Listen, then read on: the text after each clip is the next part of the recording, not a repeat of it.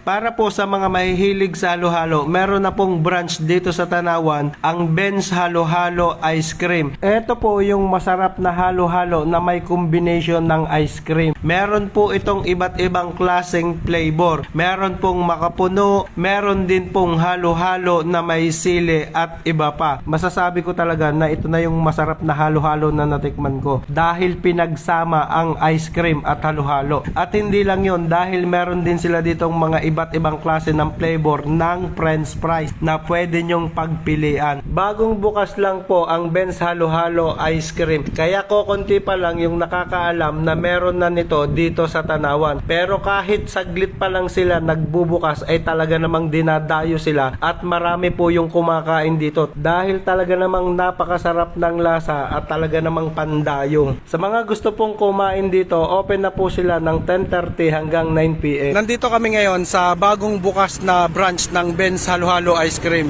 Ito yung sikat na ice cream sa Laguna. Meron na pong branch dito sa Tanawan. Ito ang City Hall na bago, na andito lang po siya sa may tabi ng Aidas Chicken. Ayun po yung Ben's Halo-Halo Ice Cream. Nandyan lang siya sa gilid.